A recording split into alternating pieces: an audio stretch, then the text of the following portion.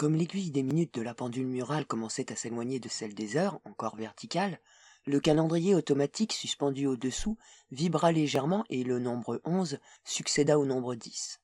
À un infime tressaillement près, dont on eût pu déduire que le mécanisme n'était pas en parfait état de marche, les plaquettes portant les indications novembre et 1998 restèrent immobiles. La salle de contrôle était climatisée, et le thermomètre, placé à côté de la porte, marquait en permanence exactement 20 degrés. Il n'y avait personne dans la salle de contrôle pour lire la pendule, le calendrier, le thermomètre, l'écran de radar, ni aucun des appareils enregistreurs dont les murs et les tables étaient garnis. Et même si quelqu'un, employé ou intrus, fût trouvé là, il aurait été dans l'impossibilité de discerner les chiffres, car l'obscurité était absolue. Non seulement les lumières étaient éteintes, mais les rideaux de blackout écartaient le danger d'une réflexion des rayons de la lune sur les surfaces polies. L'absence de lumière et de techniciens n'empêchait pas le fonctionnement des appareils du grand aéroport, car celui-ci avait été conçu pour jouer son rôle automatiquement, avec une ingéniosité presque humaine et une précision plus qu'humaine, en toutes circonstances critiques, à moins que l'ennemi ne réussît un coup direct ou presque, qui aurait mis hors de service non seulement les instruments, mais aussi l'appareillage auxiliaire de réparation et de réglage. C'est pourquoi, quand le sonar et le radar captèrent le son et l'image d'un avion venant du nord, celui-ci fut aussitôt identifié de façon irréfutable comme étant un appareil ami, plus précisément un RB-87 rentrant à sa base.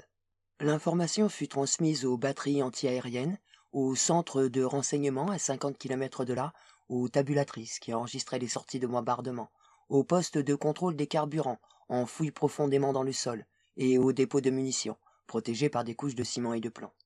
Le terrain, bien entendu, n'était pas balisé, mais cela n'avait aucune importance pour le puissant bombardier à 8 moteurs. Celui-ci était tributaire non pas de perceptions et de réactions humaines, mais des calculs mathématiques précis de l'équipement réglé en fonction de la mission de l'appareil, et sensible, au plus haut point, à chaque variation du temps, à la conformation du terrain survolé, aux défenses ennemies, et jusqu'aux imperfections dont il pouvait être soudain affecté lui-même.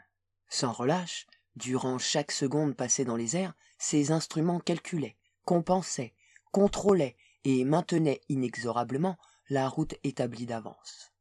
Réagissant à la direction et à la vitesse du vent, ainsi qu'à quantité d'autres facteurs, le RB-87 vint se présenter dans le prolongement de la piste d'atterrissage et, après en avoir parcouru en rase-motte les 3 kilomètres, s'immobilisa enfin, ses hélices continuant de tourner à vide à l'endroit précis déterminé par les calculs réglant sa marche et indiqué sur le ciment par 2 traits de peinture.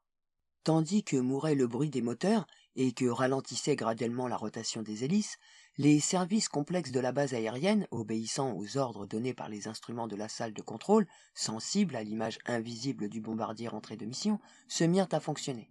De la réserve de carburant, un interminable tuyau s'avança comme un serpent sur le terrain. Parvenu près du bombardier, il prit encore davantage l'apparence d'un reptile, levant la tête sous l'action d'impulsions électroniques, puis rampant le long du fuselage de l'énorme appareil et tâtonnant pour trouver l'orifice par où il déverserait le carburant dans les réservoirs vides. Un minuscule récepteur radio réagit au message d'un émetteur pareillement minuscule. Le bouchon de remplissage s'ouvrit et l'extrémité du tuyau s'inséra dans le trou. À l'autre bout, dans la réserve de carburant, le contact fut enregistré. Les pompes se mirent en marche et le long serpent se raidit sous les flots d'essence qui le parcouraient par pulsations rythmées. Les pompes abaissèrent le niveau de la réserve et, à de nombreux kilomètres de là, d'autres pompes se mirent à pousser le liquide dans le pipeline prêt à le recevoir. Les machines d'une raffinerie démarrèrent, aspirant le pétrole brut et refoulant l'essence à haut degré d'octane. À une distance d'un demi-continent, un puits extrayait du naphte des couches schisteuses et le crachait dans un réservoir. Le tuyau d'alimentation en essence, bien que partie essentielle du système, était le plus simple des appareils dont disposait le poste de contrôle des carburants. Les réservoirs remplis, l'ajutage se retira. Le bouchon de l'orifice reprit sa place avec un bruit sec, le tuyau s'enroula et regagna son nid. Des machines plus compliquées firent leur apparition. Le conduit de graissage se promena de moteur en moteur, forçant chacun d'eux à dégorger une huile noire, épuisée, qu'il remplaçait par des lubrifiants frais et visqueux aux couleurs vert et or. Le graisseur mécanique, incroyable pieuvre montée sur roue, traversa le terrain pour venir fixer ses tentacules sur la multitude de dispositifs qui avaient besoin de ses services. Partis de l'autre côté du terrain, les chariots chargeurs automatiques portant leur fragile cargaison arrivèrent lentement en file indienne. Eux aussi étaient de complexes et subtils mécanismes. Ils se dirigèrent vers le côté du bombardier et, avec un soin infini, guidés par des appareils ultrasensibles, déposèrent délicatement les précieuses bombes dans leurs alvéoles. Ils attendaient patiemment leur tour, car ils étaient construits et réglés pour prévenir toute possibilité de collision. Comme les émissaires du poste de contrôle des carburants, ils avaient, eux aussi, mis en marge des antécédents, des installations souterraines éloignées, renouvelé le stock qu'elles acheminaient par des tubes pneumatiques, dont le réseau s'étendait sous terre comme les galeries d'une taupinière gigantesque. Les gros moteurs refroidirent. Au sommet de la tour de l'aéroport, la manche à air changea légèrement de position. À l'intérieur de la salle de contrôle, dans l'obscurité, la pendule marquait 3h58. Un peu de poussière parvenait à filtrer par les fissures autour des fenêtres. Dehors, un petit morceau de ciment, fêlé et décollé par le vent, se libéra et tomba à terre. À des kilomètres de là, une rangée d'arbres, flétris et fendus, refusa avec une obstination que sa fragilité n'eût pas fait soupçonner, de s'incliner, même légèrement, sous le vent qui la pressait de toute sa force. À 4h15 précise, une impulsion électrique de la salle de contrôle, émise conformément au programme prévu, mit en marche les moteurs de l'avion. Un moment, celui qui portait le numéro 7 fit entendre des ratés, mais il ne tarda pas à s'aligner sur le rythme bien réglé des autres. Longtemps, le bombardier s'échauffa, puis, comme fortuitement, mais en réalité au moment précis qui avait été choisi, il se mit à rouler. La longue piste se déployait devant lui et, bien que gagnant de la vitesse, l'avion semblait y adhérer comme s'il avait répugné à la quitter. Pourtant, il finit par vaciller légèrement et un vide qui augmentait avec rapidité apparut entre ses roues et le ciment. Le bombardier s'éleva de plus en plus, passant à une bonne hauteur au-dessus de l'enchevêtrement de lignes d'énergie en bordure de l'aéroport. En l'air, il parut hésiter un instant. Puis, lorsque les instruments eurent mesuré et jaugé, il pointa le nez en direction du nord et partit en ligne droite dans le ciel. Il volait très haut au-dessus de la terre, plus haut que les nuages, plus haut que la mince enveloppe de l'atmosphère. Les moteurs ronronnaient régulièrement, à l'exception du numéro 7 qui, de temps à autre, marquait une hésitation tout juste perceptible.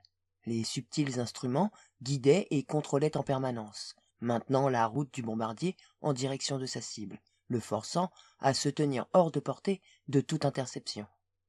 Une aube, timide et sale, révéla avec peine les contours de l'avion. La peinture, mate, vert olive, ne renvoyait pas la lumière, mais elle était écorchée et écaillée par endroits, et l'aluminium brillant qu'elle recouvrait apparaissait dangereusement. Comme le jour devenait plus clair, il apparut que ce n'étaient là que les signes superficiels de la fatigue du grand bombardier. Une surface bosselée ici, une grande indentation là, un câble à la gaine éraillée, un léger gauchissement témoignait des épreuves subies et des limites de sa résistance. Seuls les instruments et les moteurs étaient parfaits, et même ceux-ci, comme le montraient les tout-sautements du numéro 7, n'étaient pas destinés à durer une éternité. Vers le nord. L'objectif avait été fixé des années auparavant par de graves messieurs au visage impénétrable. La route avait été calculée par des hommes plus jeunes, une cigarette au coin des lèvres, et les instruments, indispensables, mis au point par d'autres encore plus jeunes, vêtus de bleu de travail et qui mâchaient de la gomme. À l'origine, l'objectif n'avait pas été assigné exclusivement au vaisseau fantôme. Tel était le nom qu'un joyeux mécano avait peint sur le fuselage à une époque déjà lointaine, mais à toute une escadre de RB-87, car il s'agissait d'un important centre industriel, partie vitale du potentiel de guerre ennemi, et dont la destruction était essentielle. Les graves messieurs qui décidaient de la stratégie n'ignoraient rien de la nature de la guerre qu'ils menaient. Tous les préparatifs possibles avaient été faits pour parer à toutes les éventualités imaginables. Plans et plans de rechange et solutions de rechange pour les solutions de rechange avaient été soigneusement établis dans les moindres détails. Que le sort de la capitale et des fières cités fût d'être détruite, presque immédiatement, était considéré comme inévitable. Mais les faiseurs de plans avaient été beaucoup plus loin qu'une simple décentralisation. Dans les guerres du passé, les opérations avaient finalement dépendu des hommes. Les stratèges savaient combien les humains étaient fragiles et faillibles. Ils pensaient avec une grimace farouche aux soldats et aux techniciens rendus inutilisables par un bombardement ininterrompu ou par les effets des armes chimiques et bactériologiques, aux civils terrés dans les recoins les plus éloignés des mines et des grottes, leur volonté de combattre annihilée et uniquement animée d'un lâche désir de paix. Contre ce facteur d'instabilité, les stratèges avaient pris des mesures efficaces. Ils avaient prévu non seulement la guerre presse-bouton, mais des presse-boutons pour les presse-boutons, et d'autres encore par derrière. Les civils pouvaient se terrer et geindre, la guerre continuerait jusqu'à la victoire finale.